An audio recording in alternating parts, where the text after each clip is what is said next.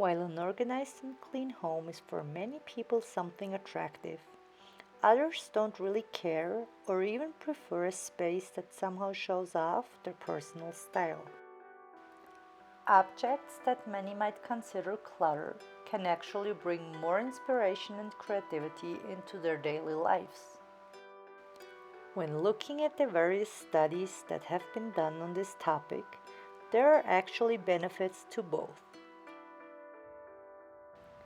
The University of Minnesota came up with some findings that link tidy spaces with people who are more conventional in their thinking and do what is socially considered correct, such as donating more to charities or eating healthier.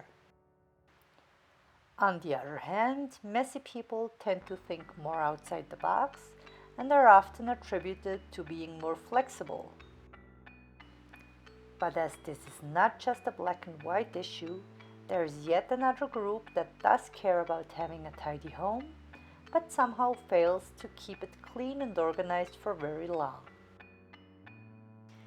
The reasons for this can vary, from simple laziness or lack of energy to keep up with daily tasks.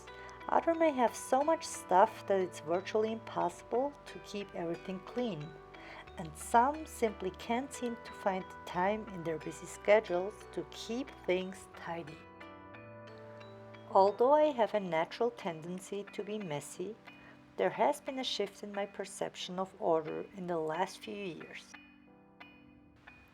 I became aware of this after discovering the decluttering movement a little over a year ago. With the pandemic making major changes in the amount of time people actually spend in their homes, for the first time in life I started to feel overwhelmed with so many things that I never really use, like old clothes or tons of stationery.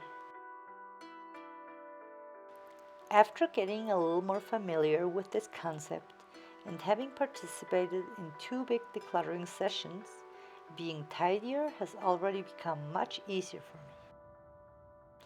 Since there is no one way to do it, I find that doing several smaller decluttering sessions is the best approach for me. Even though there is still a long way to go before my house is completely clutter-free, I already feel that having less useless stuff contributes to having a more organized home and brings me peace of mind. While a recent study by the American Cleaning Institute has shown that nearly 80% of the American households would like to have a cleaner home than they actually do, it's also a fact that cleaning habits have improved since the onset of the pandemic. On average, a household spends about 6 hours a week in cleaning activities, with laundry being one of the preferred chores. Since one of my goals for this year is to have a cleaner and more organized home, I just finished a cleaning challenge. For 21 consecutive days, I dedicated 1 hour daily to cleaning and organizing one space in my home. I set aside one fixed hour per day every afternoon. And to make this challenge more fun, I switched activities every day. Since I also wanted to learn a bit more about habit formation, I started looking at what had recently been published on this topic. Researchers have found that the 21-day rule is much more of a myth than a fact. There is considerable variation among people in how long it takes to acquire a habit that will stick with them long term. While some people only need about 18 days, others may take up to at least 250 days to achieve automaticity in a desired behavior. This is almost 12 times longer than our cleaning challenge.